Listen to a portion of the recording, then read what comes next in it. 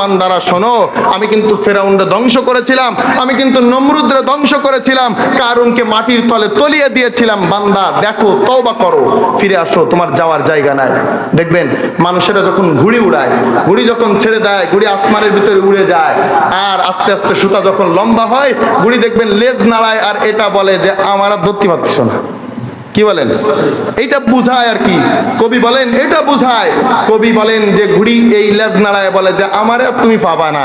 দুনিয়াতে আসার পরে আমরা যারা আল্লাহর বান্দা, আমরা ঠিক ওই রকমই বুঝাই। আমার চলাফেরা, আমার হাঁটা চলা, আমার ব্যবসা বাণিজ্য, মানুষের সাথে কথা বলা, আমার প্রত্যেকটা মুভমেন্ট আমি আল্লাহকে বুঝাই, আল্লাহ ছাড়ছো তো ছাড়ছো, আর আমারে পাবা না।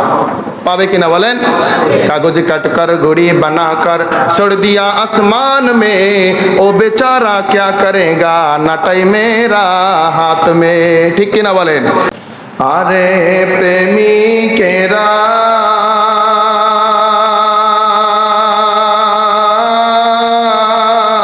দিশেহারা, তারা মরণের ভয় করে না, প্রেম তো মরে না। প্রেম করতে চাও মাওলার সনে, জীবন বিলাও মাওলার রাহে রে। আরে মাওলার ভালো বাসা বিনে মরণেও স্বাদ লাগে না, প্রেম তো মরে না। আরে প্রেমিকেরা দিশেহারা, তারা মরণের ভয় করে না, প্রেম তো মরে না।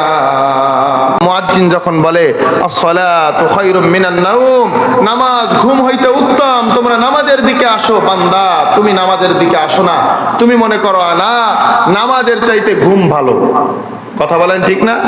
আল্লাহ এটাই বোঝাইতে চায় যে একটা ঘোড়া মালিকের একটু তাবেদারি করার কারণে, মালিক তার একটু পরিচর্যা করার কারণে, ঘোড়াটা কখনো বলে নাই সকাল বেলায় কনকনে শীতের ভিতরেও মালিকরে কখনো বলে নাই আমি এই শীতের ভিতরে বের হতে পারবো না, কারণ মালিক তার একটু খাওয়াইছে এই জন্য, তাই না?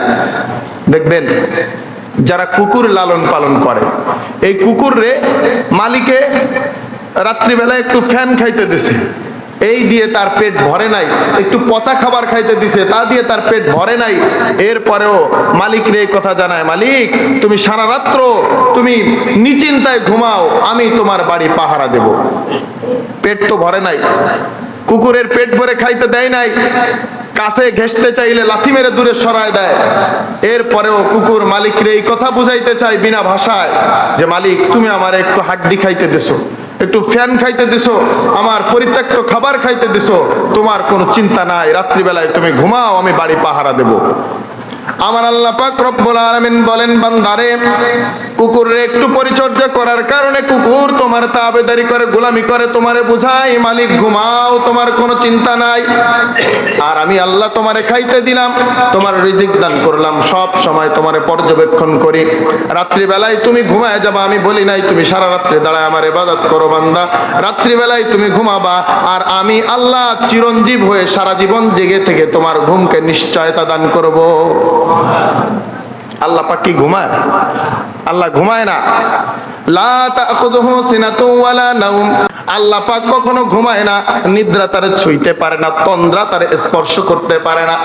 মুফাসসিরিন ইকরাম বলেন আল্লাহ পাক কেন ঘুমায় না, তার এক নম্বর কারণ হলো, আল্লাহ কেন ঘুমায় না তার এক নম্বর কারণ হলো, মুফাসসিরিন ইকরাম তাফসীরের কিতাবে উদাহরণ দিয়ে বলেছেন, আমাদের মনে করেন একজনে বাড়িতে এমন একটা আকাম করছে, ছোট মানুষ, তার বাপ বলছে হয় বাড়িতে ও থাকবে নাই আমি থাকবো, এরকম বলে না অনেক সময়, হয় তুই থাকবি না আমি থাকবো। এখন ছেলেটারে বাড়ি থেকে বের করে দিছে। বের করে দেওয়ার পরে রাত যখন আস্তে আস্তে গভীর হয়ে যাওয়ার উপক্রম, তখন ছেলেটা বাড়ির আড়ালে এসে এরকম ভাবে মারে সিগন্যাল দেয়, কারণ মার তো একটু দয়া মায়া বেশি হয়, কি বলেন, মারে একটু শব্দ করে সিগন্যাল দেয় যে মা আমি তো আসছি, আব্বারে তো বলা যাবে না, আমার উপরে রাগ করবে। তো মারে একটু শব্দ দিয়ে সিগন্যাল দিছে। বাপ বলে কে রে এখানে কে? মা বলতেছে এটা বিড়াল, ও খালি বেড়া নষ্ট করে। আসলে কি বিড়াল? আর ছেলেটা মারে সিগন্যাল দেয় আর এই ইশারা দেয়, মাগো আমি তো তোমার দুয়ারে এসে হাজির হয়েছি, আমার ভিতরে ঢোকার অনুমতি দাও, আমার ভিতরে ঢোকার ব্যবস্থা করে দাও। মা তারে পিতারে শোনায় শোনায় বলে, বিড়াল শুধু বেড়া নষ্ট করে, দেরি কর, আমি একটু পরে এসে দুইটা মার দিলে ঠিক হয়ে যাবি। তার মানে মা কিন্তু ইনফরমেশন দিয়েছে, বাবা একটু দাঁড়া আমি আসতেছি। কথা বলেন, মা এটাই বুঝাইছে একটু দেরি কর আমি আসতেছি। বাপরে মা এটা বুঝাই আপনি ঘুমায় যান, আমার একটু কাজ আছে। থালা বাসন গুলো নাড়াচাড়া করে আর নাড়াচাড়া করে, বাপরে এটা বুঝায় আমি কাজ করতেছি, আপনি ঘুমান, আমি একটু পরে ঘুমাবো। আর কিছুক্ষণ অতিবাহিত হওয়ার পরে যখন বাপ ঘুমায় যায় তখন সন্তানরে বাড়ির ভিতরে নেয় মা।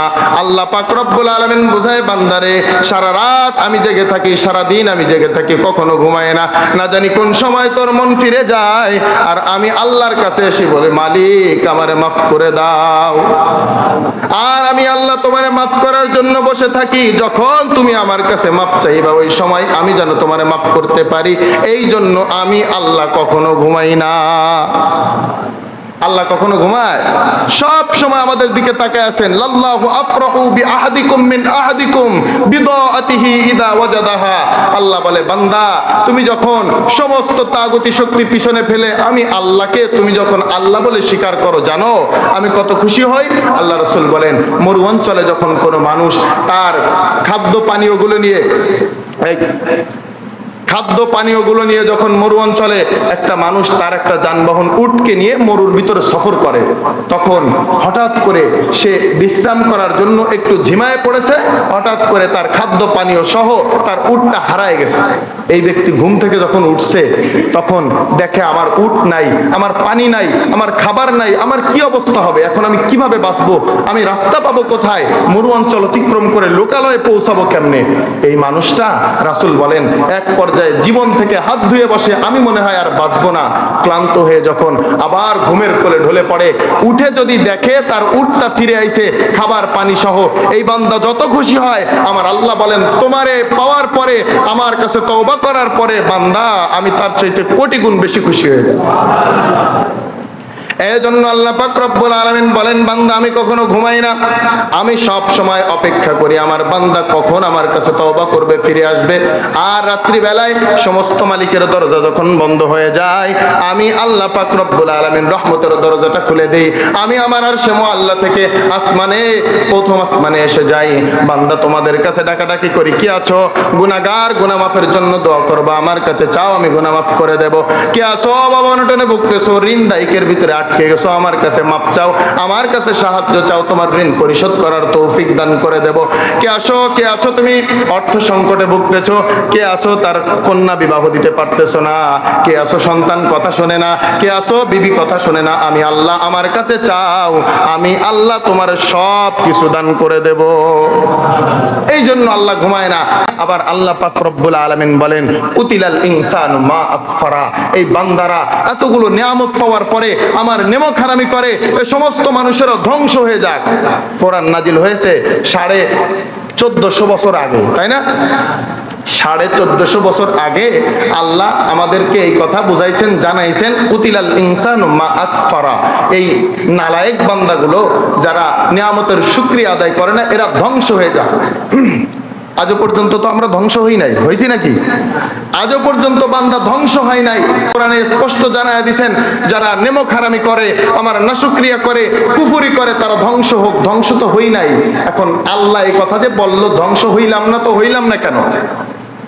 মুফাসসিরিন ইকরাম বলেন, আল্লাহ পাক রব্বুল আলামিন আমাদেরকে বলেছেন মানুষেরা ধ্বংস হয়ে যাক, কুতিলাল ইনসানু মা আকফারা। এই মুফাসসিরিন ইকরাম তার দুইটা কারণ বর্ণনা করছে। তার এক নম্বর কারণ হলো আল্লাহ পাক রব্বুল আলামিন বান্দাদেরকে ধ্বংস হওয়ার জন্য বলছে ঠিক, কিন্তু আল্লাহ চায় না বান্দা ধ্বংস হয়ে যাক। উদাহরণ দিলে বুঝবেন। কোন বাড়িতে যদি কোনো বাচ্চা কাচ্চা সন্তানেরা যদি অপরাধ করে, বাপে কি কয়, এই তুই যেন আমার বাড়িতে আসিস না। অনেক সময় মায়েরা দেখবেন গালাগালি দিতে দিতে, অভিশাপ দিতে দিতে এইরকম বলে, তুই ঠাটা পড়ে মরতে পারিস না, তুই গাড়ি অ্যাক্সিডেন্ট করে মরতে পারিস না, তুই রাস্তায় যাবি, তুই যেন আর ফিরে না আসিস, এরকম বলে কি বলে না? আমার আল্লাহ পাক রব্বুল আলামিন এটা জানায়া দিয়েছেন, বান্দারে শোনো, আমার হুকুমগুলো যদি তুমি পালন না করতে পারো, আমার হুকুমগুলো যদি তুমি অবজ্ঞা করে চলো, আমি চাই তুমি ধ্বংস হয়ে যাও। কিন্তু আসলে মুফাসসিরিনরা বলেন আল্লাহ চায় না আমরা ধ্বংস হই, আল্লাহ আমাদেরকে ভয় দেখাইছেন। কি দেখাইছে বলেন? সন্তান রে, বাপ বলছে তুই বাড়ি আসবি না, তোর মুখটা যেন আমি দেখি না। এখন সারাদিন টোটো করে সারা জায়গায় ঘুরে বেড়াইছে, রাত্রিবেলায় সন্তান ঠিকই বাড়িতে আসছে। আসার পরে গোপনে মারে বলতেছে, মা আমারে কিছু খাইতে দাও। মা দেখতেছে যে গোপনে আসছে, বাচ্চাটারে খাইতে দিই। রান্নাঘরে নিয়ে খাইতে বসাইছে, ঘটনাক্রমে বাপও ওই সময় হাজির। বাপ দাবর দেয়া বলে, আমার হুকুম মানো নাই, আমার খাবার খাইতে পারবা না, আমার বাড়িতে তোমার কোনো জায়গা নাই, আমার বাড়ি ছেড়ে চলে যাও, যেখানে খুশি সেইখানে যাও, কিন্তু আমি আর তোমারে খাওয়াইতে পারবো না, আমার বাড়িতে তোমার কোনো অবস্থান করতে আমি দেব না। আল্লাহ পাক রব্বুল আলামিন কোরআনের ভিতরে বলেন, ইয়া মাশারাল জিন্নি ওয়াল ইনসি ইন ইসতাতাতুম আন তানফুযু মিন আকতারিস সামাওয়াতি ওয়াল আরদি ফানফুযু। বান্দারারে, যদি আমার হুকুম মানতে না পারো, যদি ভালো না লাগে, তাহলে আমার দুনিয়া ছেড়ে চলে যাও। আমার আল্লাহ বলেন, বান্দা যদি আমার হুকুম না মানতে পারো, আমার দুনিয়া ছেড়ে চলে যাও, আমার দুনিয়াতে তোমারে দেখতে চাই না। সন্তানরে যখন বাপ বলেছে আমার বাড়ি ছেড়ে চলে যাও, কোথায় ইচ্ছা সেইখানে চলে যাও, আচ্ছা বলেন তো বাপ কি চায় সে চলে যাক? বাপ চায় কি? আমার কাছে মাপ চাক, আব্বা আমি যা করছি আর কোনোদিন করব না, তাই তো নাকি? আমি ভুল করে বসছি, আমার ভুল হয়ে গেছে, আব্বা আমারে মাফ করে দাও, কোনোদিন আর এই অপরাধ আমি করব না। কিন্তু সন্তান কিছু আসে দেখবেন ঘাট তেড়া আছে না, ওই ঠিক আছে তোমার বাড়ি না থাকলে মনে হয় আমার থাকার জায়গা নেই, তাই করে বাড়ির থেকে বের হয়ে চলে গেছে। বের হয়ে যাওয়ার পরে মানুষ প্রথমে তার নানা বাড়ি যায়, কি বলেন? বিয়ের আগে যাবে নানা বাড়ি, বিয়ের পরে যাবে শ্বশুর বাড়ি, এই দুই জায়গায় খুঁজলে পাবেন। রাগ করে বাড়ি থেকে যদি বিয়ের আগে যায়, কোথায় যাবে? নানা বাড়ি যাবে। বিয়ের পরে যদি যায়, শ্বশুর বাড়ি যাবে। নানা বাড়ি যেয়ে উঠছে, পিতা জিজ্ঞেস করতেছে, মা বলতেছে ছেলে তো চলে গেল, এত করে তারে শাসন করার কি দরকার ছিল, এখন বোঝো ঠেলা। বাপে বলতেছে, বিবি আমি তো চাই নাই ও চলে যাক, আমি তো বুঝতে পারি না, একটু বেশি হয়ে গেছে, যাই হোক আমার ছাতাটা দাও, পাঞ্জাবিটা দাও, আমি একটু ঘুরে আসি, ওরে একটু খুঁজে আসি। পিতা যখন বাড়ি থেকে বের হয়ে গেছে, ছেলেটারে খুঁজতে গেছে, যায় খুঁজতে খুঁজতে নিজের সেই ছেলের নানা বাড়িতে যায় পাইছে। নানা বাড়িতে খেতে বসতে ডাক দেওয়া বলে, এই উঠে যাও, তুমি কোথায় আসছো? এটা আমার শ্বশুর বাড়ি, থাকা যাবে না। তুমি যে আমার বাড়ি ছেড়ে চলে আসলে, আমার শ্বশুর বাড়ি আসছো কেন? তোমার নানা বাড়ি হওয়ার আগেই আমার শ্বশুর বাড়ি, সুতরাং এখানে তোমার থাকা যাবে না, বের হও। এই ছেলে এমন ঘাটতাড়া এখনো শোনে নাই, বলে ঠিক আছে আপনার শ্বশুর বাড়ি না থাকলে কি হয়েছে, আমার কি থাকার জায়গা নেই? চলে গেছে নিজের খালা বাড়ি। আবার বাপ সেইখানে যায় আবার শাসনের হাত লম্বা করে দিয়ে বলতেছে, এটা আমার ভাইরার বাড়ি, ওঠো, লাইন নেই থাকার। আস্তে আস্তে যখন ফুফুর বাড়ি গেছে, বলে এটা আমার বোনের বাড়ি, এখানে থাকা যাবে না। সন্তান শেষ বেশ কান্না করে পিতার কাছে মাপ চাইছে, আর পিতা বুকে জড়ায় ধরে বাড়িতে ফিরে আনার সময় খাল বিলগুলো নিজের ঘাড়ে করে পার করছে। বলেন সুবহানাল্লাহ। আল্লাহ পাক রব্বুল আলামিন বলেন, বান্দারে, ওই বান্দার মতো যদি তুমি আমার কাছে তওবা করতে পারো, ফিরে আসতে পারো, বান্দা তোমার জান্নাতে যাওয়া পর্যন্ত আমার কুদরতি কোলে রাখবো তোমারে, আমি আমার কুদরতি কোলে করে তোমার জান্নাত পর্যন্ত পৌঁছায় দিব। মুসা আলাইহিস সালাতু ওয়াস সালামের জামানার বিশাল একজন বড় গুনাহগার ছিল, 40 বছর সে ব্যক্তির বয়স, কোনোদিন আল্লাহরে আল্লাহ বলে ডাকে নাই। এক সময় সেই এলাকার বৃষ্টি বন্ধ হয়ে গেল। বৃষ্টি বন্ধ হয়ে যাওয়ার পরে মুসা আলাইহিস সালাতু ওয়াস সালাম সহ তার কওমের লোকেরা সবাই একটা বড় খোলা ময়দানে যায় আল্লাহর কাছে দোয়া করতেছে, ইস্তিসকার নামাজ পড়ে, আল্লাহ আমাদেরকে বৃষ্টি দান করো, এই প্রচন্ড খরাতে আমরা কষ্ট পাচ্ছি, তোমার বান্দারা কষ্ট পায়, মাফ করে দাও, বৃষ্টি দান করো। আল্লাহ পাক রব্বুল আলামিন মুসা আলাইহিস সালাতু ওয়াস সালামকে ওহী নাজিল করে জানায় দিলেন, মুসা তোমার এই কওমের ভিতরে এমন একজন মানুষ আছে, ওই মানুষটা 40 বছরে আমি আল্লাহরে কোনোদিন আল্লাহ বলে ডাকে নাই, ওই বান্দা যদি তোমার কওমের এই লোকের ভিতরে থাকে তাইলে আমি বৃষ্টি দান করব না, যতদিন দোয়া করো কাজ হবে না। মুসা আলাইহিস সালাতু ওয়াস সালাম কওমে এলান করে দিলেন, ও কওমের লোকেরা, এমন কে আছো 40 বছরে আল্লাহরে ডাকো নাই, তুমি ভালো জানো, তুমি নিজে থেকে এইখান থেকে বের হয়ে যাও, কারণ তুমি যতদিন থাকবা অতদিন পর্যন্ত আল্লাহ আমাদেরকে বৃষ্টি দান করবে না। আচ্ছা বলেন তো, এই 40 বছর যে আল্লাহর ইবাদত কে করে নাই, এ ভালো জানে না? এখন সেই ব্যক্তি লজ্জায় পড়ে গেছে। আল্লাহ পাক রব্বুল আলামিনের কাছে ডাক দেয়া বলতেছে, মালিক 40 বছর পর্যন্ত তোমার ইবাদত করি নাই, কখনো কাউরে জানাও নাই, গোপন রেখে দিছো। আর আজকে গোপনে গোপনে আমি গুনাহগার তোমার কাছে চাই, আল্লাহ গোপনে আমার গুনাহগুলো তুমি মাফ করে দাও। মুসা আলাইহিস সালামকে আল্লাহ জানায় দিল, কওমের থেকে একজন লোক বের না হওয়া পর্যন্ত বৃষ্টি হবে না। সাথে সাথে বৃষ্টিতে জায়গাগুলো পানিতে ভরে গেছে। মুসা আলাইহিস সালাম রাগান্বিত হয়ে আল্লাহর কাছে জিজ্ঞেস করলেন, মালিক বুঝলাম না তোমার কুদরতি খেলা। ও মালিক, বলছো বৃষ্টি হবে না, আবার কোনো লোক বের হয় নাই, তারপরে তুমি বৃষ্টি দিলা, তো দিলা কেন? আল্লাহ পাক রব্বুল আলামিন ডাক দেয়া বলে, মুসা শোনো, যে বান্দার জন্য বৃষ্টি বন্ধ ছিল সেই বান্দার ওসিলায় আমি আল্লাহ বৃষ্টি দান করেছি। যে বান্দার জন্য বৃষ্টি বন্ধ করা ছিল ওই বান্দার ওসিলাতে বৃষ্টি দান করেছি। বলে কাহিনী কি বলেন? ভাই ভিতরের ঘটনা তুমি জানো না? এই বান্দা আমার কাছে গোপনে দোয়া করছে, মালিক অন্তত আমারে তুমি আজকে মান সম্মান বাঁচানোর জন্য হইলেও আমার গুনাহ মাফ করো। বলেন আল্লাহর ভয়ে মাপ চাইছে না মান সম্মানের ভয়ে? আল্লাহ বলেন, বান্দা যে কোনো অবস্থাতে যদি তুমি আমার কাছে তওবা করো, মাপ চাও, তাইলে আমি আল্লাহ তোমার পিছনের সব গুনাহগুলো মাফ করে দেব। মুফাসসিরিন ইকরাম বলেন, তোমরা যদি একটা লোহার একটা টুকরাকে, একটা রডকে যদি তোমরা কাটো, বারবার কাটতেছো আবার ঝালাই করতেছো, যত করে পলিশ করো একটা দাগ থেকে যাবে না? যত পলিশ করো, একবার, দুইবার, 5 বার, 7 বার, 10 বার করে যদি কাটা হয় আবার ঝালাই করা হয়, ওখানে দাগ থেকে যাবে। মুফাসসিরিন ইকরাম বলেন, আমার আল্লাহর কাছে বান্দা তওবা ভাঙবে, তওবা করবে, আবার তওবা ভাঙবে, আবার তওবা করবে, শেষবার আল্লাহ এমন ভাবে মাফ করবে পিছনে কোনো দাগও থাকবে না। তওবা করা দরকার আছে না নাই? মুফাসসিরিন ইকরাম 1 নম্বর বলেছেন, আল্লাহ পাক মানুষকে যে ধ্বংস হওয়ার কথা বলছে, ধ্বংসের জন্য বলে নাই, ভয় দেখাইছে, এই তুই আমার বিধান মানিস না কেন, তুই ধ্বংস হয়ে যাবি, এই ভয়ে বান্দা যেন আমার বিধান মেনে নেয়। কথা বলেন নাই? ইয়া মাশারাল জিন্নি ওয়াল ইনস ইন ইসতাতাতুম, হে জিনেরা, হে মানুষেরা, তুমি যদি পারো আমার দুনিয়া ছাড়া, আমার আসমানের নিচে ছাড়া, আমার জমিনের উপরে ছাড়া বাঁচতে পারবা, যাও, চলে যাও। বাগেরহাট থেকে খুলনায় যাবা, খুলনা থেকে ইন্ডিয়ায় যাবা, ইন্ডিয়া থেকে সৌদি আরব যাবা, আমার মালিক বলেন সব জায়গাগুলো আমার। সুতরাং লা তানফুযুনা ইল্লা বিসুলতান, আমার জায়গা ছাড়া বান্দা তুমি কোথাও যাইতে পারবা না। ঠিক কিনা বলেন? সুতরাং তওবা করতে হবে, ওই নরম বান্দার মতো, আল্লাহর আশেক বান্দার মতো ফিরে আসতে হবে, আর নিজেকে ভিক্ষুকের মতো আল্লাহর সামনে দাঁড় করাইতে হবে, বলতে হবে, মালিক ভুল করেছি, পিছনে যা করেছি মাফ করে দাও, মনে করায় দিও না, সামনের জিন্দেগি তোমার ইবাদত করে কাটাইতে পারে তৌফিক দান করো। সবাই বলেন আমিন। এবার আল্লাহ পাক রব্বুল আলামিন কোরআনের ভিতরে বলেছেন যে বান্দারা কুতিলাল ইনসানু মা আকফারা, যারা নেমক হারাম তারা ধ্বংস হয়ে যাক। মুফাসসিরিন ইকরাম 2 নম্বর তাফসীর করেছেন, আল্লাহ পাক যে বিধান দিয়েছেন, যে হুকুম করেছেন, এরা ধ্বংস হবেই, হবে না? আল্লাহ পাক রব্বুল আলামিন বলেছেন, প্রথম ভয় দেখাইছেন, যদি ফিরে না আসো ধ্বংস হবে।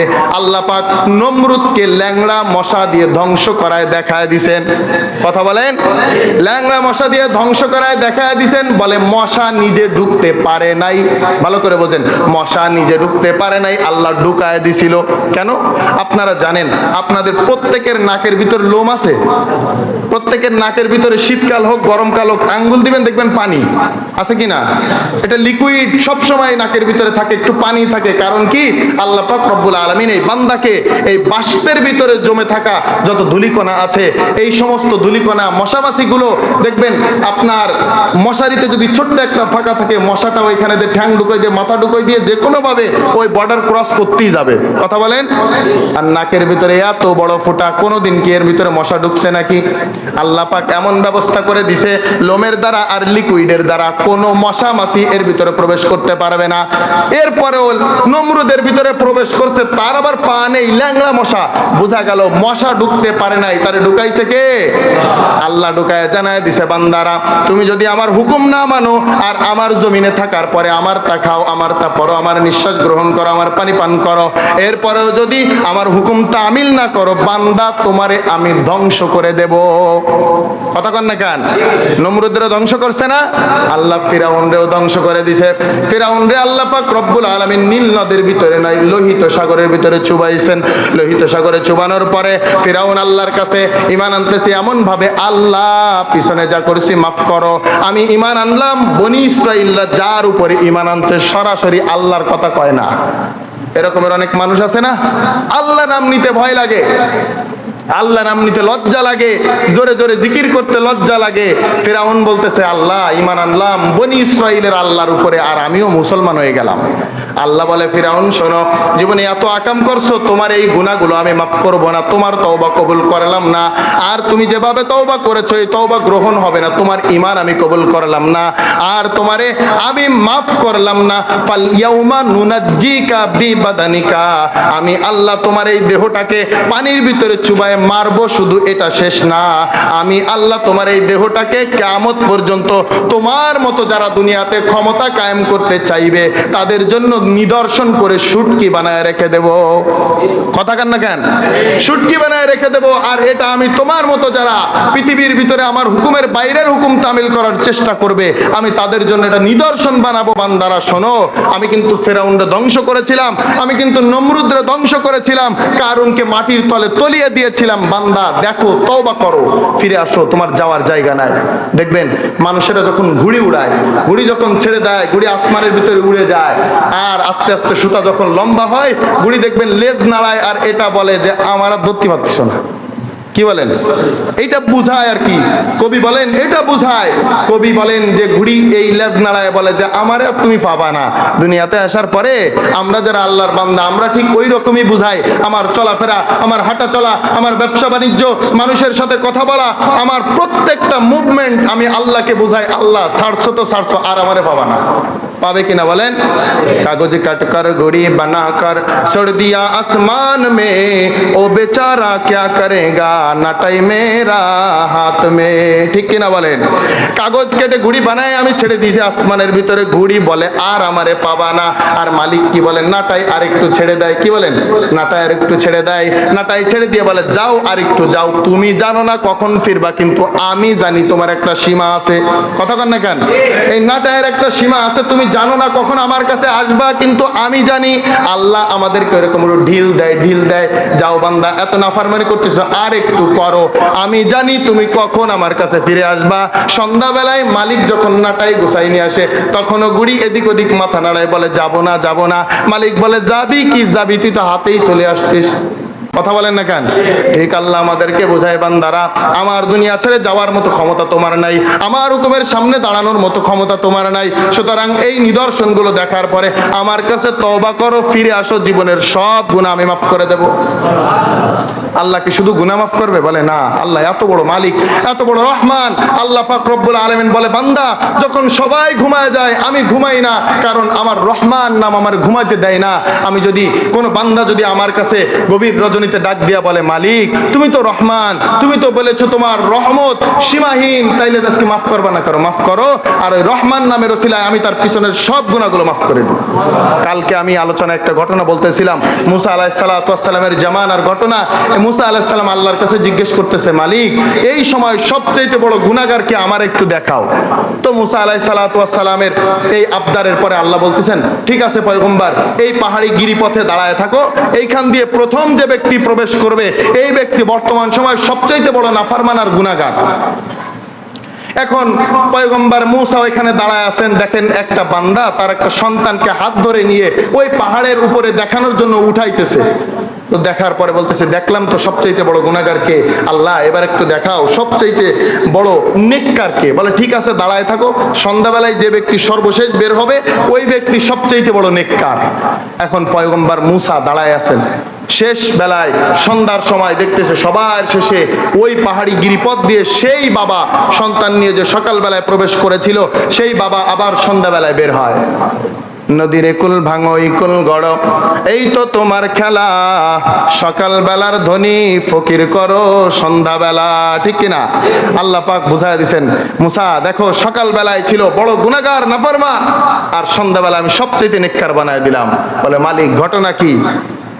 আল্লাহ পাক রব্বুল আলামিন বলেন, মুসা তুমি তো শুধু সকালের বান্দারে দেখলা আর সন্ধ্যার বান্দারে দেখেছো, ভিতরে বান্দার সাথে মালিকের সাথে কি কথোপকথন হয়েছে তুমি জানো না? মুসা তুমি জানো, তুমি শুনে নাও। এই বান্দা যখন পাহাড়ের উপরে উঠেছিল, সন্তান তার কাছে জিজ্ঞেস করতেছিল, বাবা আমরা এই বিশাল আকাশ পাহাড়ের উপর থেকে দেখতেছি, এই আকাশের চাইতে বড় মনে হয় আর কিছু নাই। আল্লাহ পাক রব্বুল আলামিন বলেন, আমার ওই বান্দা ডাক দিয়ে সন্তানকে বলেছিল, সন্তান শোনো, আমরা আমাদের এই যে বড় আকাশ দেখতেছি, এই বড় আকাশের চাইতে আরো বড় আল্লাহর আরশ। আমার কাছে আমার বাচ্চাটা জিজ্ঞেস করেছিল, ও বাবা এই আরশের চাইতে বড় কে আর কোনো কিছু নাই? আমার বান্দা তখন তার বাচ্চাকে ডাক দিয়ে বলেছিল, বাবা শোনো, আল্লাহ পাকের এই আসমানের চাইতে তার আরশ বড়, আর আরশের চাইতে তোমার বাবার গুনাহ বড়। এই জন্য তওবা করার প্রথম শর্ত হলো নিজের গুনাহ আগে স্বীকার করা। আল্লাহ যে কাজ করা উচিত ছিল না আমি তাই করছি, আল্লাহুম্মা ইন্নী যালামতু নাফসি, আল্লাহ আমার নফসের উপরে নিজের উপরে কঠিন জুলুম করেছি, মালিক আমি লজ্জিত, আমার এই কাজ করা উচিত হয় না আমি করেছি, নামাজ ছাড়া উচিত হয় না ছেড়েছি, আল্লাহ আমি এই ফরজ বিধান পালন করা উচিত ছিল করতে পারি নাই, তুমি মাফ করো।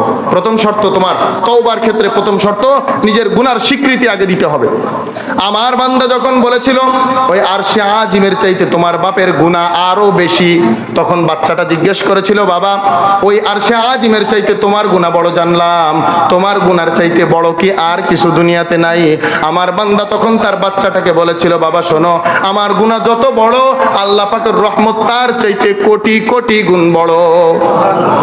এখন আল্লাহ বলে, মুসা তাহলে তুমি কও, এই বান্দা যে বললো তার গুনার চাইতে আমার রহমত কোটি গুণ বড়, এখন তার গুনাহ মাফ করবো না তো করবো কি? বলেন সুবহানাল্লাহ।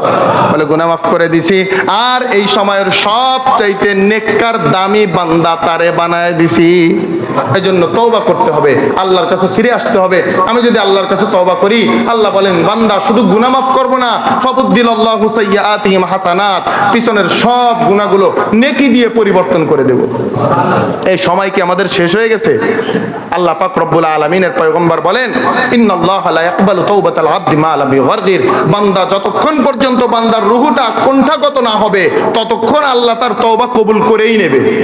এজন্য শেষ সময় পর্যন্ত তওবা করার সুযোগ আছে। আল্লাহ পাক রব্বুল আলামিন আমাদেরকে তওবা করার তৌফিক দান করুক। দেখেন আল্লাহর দুনিয়া ছেড়ে যাওয়ার কোনো জায়গা আমাদের আছে? এই 3.5 হাত বডিতে এমন ক্ষমতা নেই, যদি 5 বার 7 বার 10 বার পাতলা পায়খানা হয়ে যায়, ডায়রিয়া হয়, কোনো মানুষ আর সোজা হয়ে দাঁড়াতেও পারে না। একবার জ্বরে যদি কাউরে ধরে, ওই বান্দা সিংহের মতো গর্জন করা মানুষ দুর্বল হয়ে যায়। আল্লাহ এটাই জানায়, বান্দা তোমার কোনো ক্ষমতা নেই, আমার সব ক্ষমতা, তোমার সাময়িক ক্ষমতা দিছি তাই তুমি ক্ষমতাবান। তওবা করো, ফিরে আসো আমার কাছে, নিজের গুনার মাপ চাও, আমি গুনাহ মাফ করে দেব। এমনকি তোমারে ওই বাবার মতো কাঁধে করে আমার রহমতের কোলে করে জান্নাত পর্যন্ত পৌঁছায় দেব। এজন্য আল্লাহ আমাদেরকে তৌফিক দান করুক, জীবনের শেষ সময় রাখ পর্যন্ত আল্লাহর কাছে যেন তওবা করতে পারি। অনেকেই এই কথা ভাবে যে এখনো হুজুর সময় আছে, একবার আল্লাহর রাস্তায় উঠবো আর নামবো না। এরামের লোক আছে না, ভাইজান নামাজ পড়েন না কেন, মসজিদে আসেন না কেন, দাড়ি রাখেন না কেন, হুজুর মেয়েটা এখনো বিয়ে দিইনি, মেয়েটা বিয়ে দিয়ে নি, একটু ঝামেলার মধ্যে আসি, একবার আল্লাহর রাস্তায় উঠবো আর নামবো না, মসজিদের মধ্যে একবার ঢুকবো আর আমি নামবো না। তো আপনি ওই সময় পাবেন এর গ্যারান্টি আছে? কথা বলেন আছে? হ্যাঁ, আপনি যদি জীবনের শেষে যে কোনো সময় তওবা করতে পারেন কবুল হবে, কিন্তু সেই সময়টা পাবেন এর তো গ্যারান্টি নাই। ইবলিসের কাছে আল্লাহর নবী জিজ্ঞেস করতেছে, তুই তো দুনিয়ার বড় বাটপার, শয়তান, মিথ্যুক, আচ্ছা তুই তো জানিস যে আল্লাহর আযাব কত বড় কঠিন, তুই তো জানিস আল্লাহর জান্নাত কত শান্তির, তুই তো জানিস আল্লাহর শান কত বড়, এরপরে নাফরমানি করিস তো করিস কেন? তখন ইবলিস বলতিছে, পয়গম্বর আপনি তো জানেন আমি আল্লাহর আরশে আজিমের আশপাশ দিয়ে কতবার ঘোরাফেরা করেছি, জান্নাত দেখেছি, জাহান্নাম দেখেছি, মুআল্লিমুল মালায়েকা ছিলাম, তো আমি এটা জানি আল্লাহ পাক রব্বুল আলামিনের কাছে মরার আগে তওবা করলে আল্লাহ সব মাফ করে দেয়। তো আমি তো আল্লাহর কাছে চাইছি, আল্লাহ তুমি আমারে কিয়ামত পর্যন্ত হায়াত দাও, তো আমি তো জানি আমি কিয়ামতের আগে মরবো না, সুতরাং আকামের বীজ সব মারবো, মারার পরে যে শেষ বেলায় একটু তওবা করবো। জিবরাইলের কাছে জিজ্ঞেস করলেন, ভাই জিবরাইল কাহিনী কি?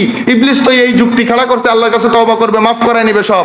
বলে যা আল্লাহর নবী, ওর কথা ঠিক আছে, কিন্তু আল্লাহ পাক ওরে মৌতের আগে ওর সমস্ত তওবা ইস্তেগফার সব ভুলাই দিবেন, কারণ সারা জীবন আকাম করবা, ফিরাউনের মতো মরার সময় গলার ভিতরে কাদা ঢুকাই দিয়ে তোমারে মারা হবে। কথা বলেন ঠিক কিনা? আল্লাহর বিধানের বাইরে যারা দুনিয়াতে কোনো বিধান বাস্তবায়ন করার চেষ্টা করেছে, প্রত্যেকটা মানুষকে আল্লাহ লাঞ্ছিত করে দুনিয়া থেকে নিছে। এটাই শিক্ষা। আল্লাহ আমাদেরকে তৌফিক দান করুক, মালিকের দুনিয়াতে মালিকের হুকুমত কায়েম করার জন্য আল্লাহ আমাদেরকে মরার আগে তওবা করে মরার তৌফিক দান করুক।